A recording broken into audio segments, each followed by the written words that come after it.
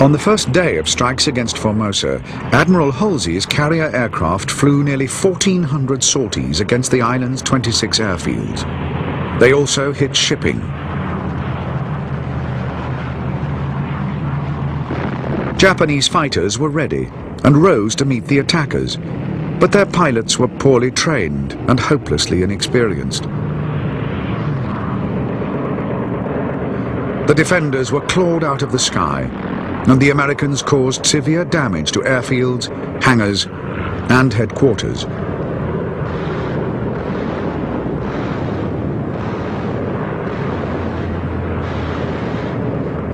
Although the American attacks on Formosa were causing immense destruction, the Japanese Navy Commander-in-Chief Admiral Toyoda did not see them as a disaster.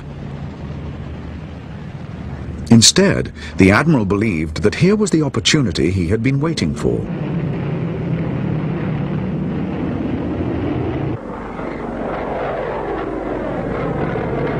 On October the 12th, the Japanese flew over 100 bombing and torpedo sorties against Task Force 38, and from the start, the reports sent back by pilots told of massive destruction of American ships.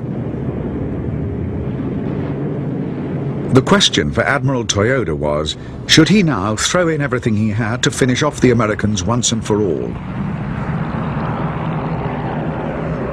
Toyoda made his choice. He ordered the carrier air groups, waiting on land bases as instructed, to join the strikes.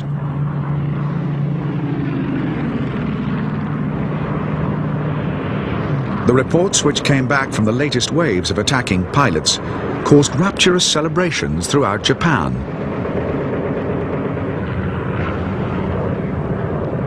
Imperial General Headquarters announced that off Formosa, 2 American battleships and 11 carriers had been sunk and many more damaged.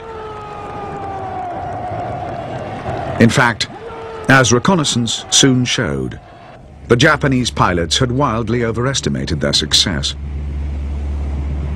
The American carrier fleet was intact, and more than 800 Japanese sorties had succeeded in seriously damaging only 2 cruisers. American fighters and anti-aircraft gunners had shot down 500 aircraft, including half of Japan's newly trained carrier pilots. Admiral Toyoda's gamble had been a disastrous failure.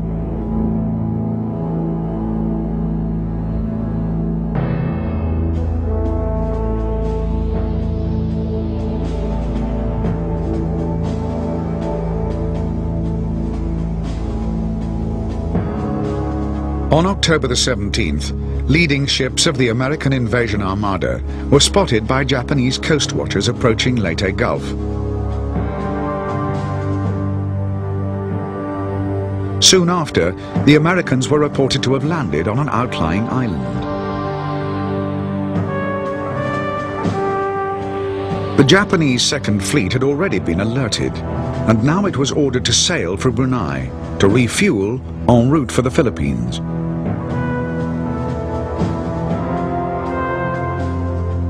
The following day, the Japanese Imperial High Command activated Show 1 for all defending forces, sea, air, and land.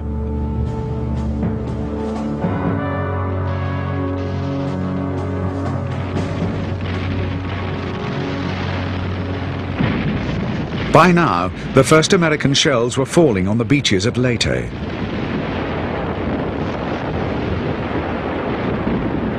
The barrage of heavy gunfire by 7th Fleet's Shore Bombardment Group continued throughout October the 19th, and on the morning of the 20th, the shelling reached a climax.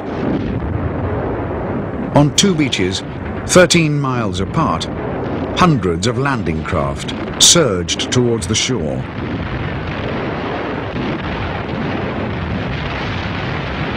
Japanese opposition to the landings on Leyte was relatively light.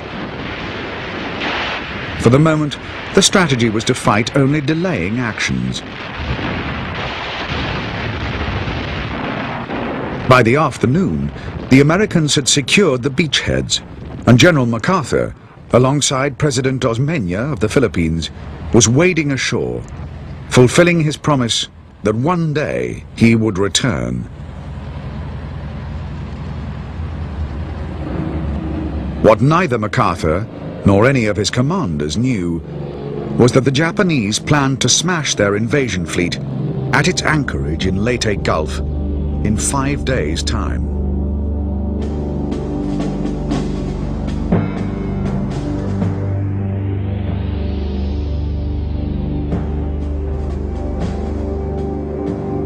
After raiding Formosa, Task Force 38's carriers steamed towards Leyte to support the landings. The carriers of the Japanese Third Fleet now sortied from Japan in pursuit. In the Japanese plan, Third Fleet would attack with what remained of its air groups. But its real role was to act as a decoy, luring the big American carriers away from Leyte Gulf. On October the 22nd, the Japanese Second Fleet sorted from Brunei in 2 divisions. Force A had 5 battleships, including Yamato and Musashi, 10 heavy and 2 light cruisers, and 15 destroyers. Force C was made up of 2 battleships, a heavy cruiser, and 4 destroyers. Fifth Fleet was already on the way from Japan, with 3 cruisers and 7 destroyers.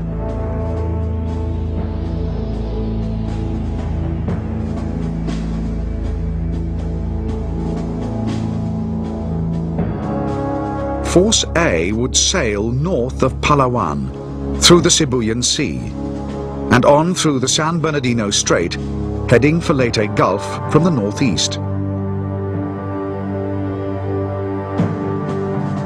Force C would sail north of Mindanao, through the Surigao Strait, followed by the cruisers of Fifth Fleet, and approach Leyte Gulf from the south. Meanwhile, 1st and 2nd Air Fleets and 4th Air Army would join in an all-out air attack against the Americans at Leyte on October the 24th. On the 25th, called by the Japanese X-Day, the naval forces would attack simultaneously from north and south, and between them, crush the American invaders.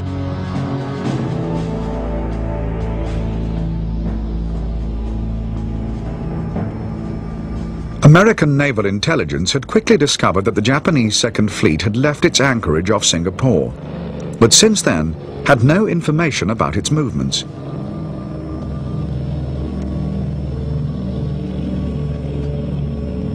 Air reconnaissance had been stepped up, but nothing had been found.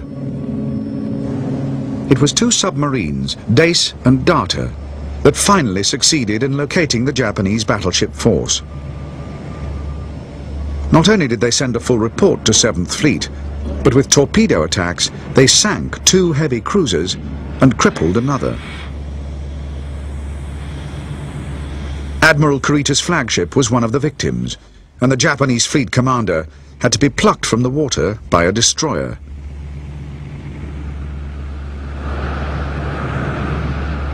The American submarine's contact report was enough for Admiral Halsey to launch his own scout planes on the morning of the 24th and prepare to follow up with a massive strike against the Japanese fleet. At the same time, the long-planned Japanese counterattacks by aircraft from the Philippines were unleashed on the American carriers.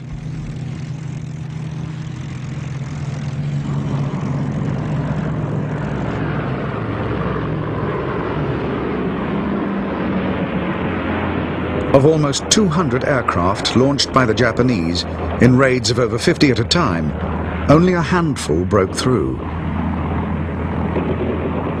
The American carrier's combat air patrol shot down over 60 raiders. However, one Japanese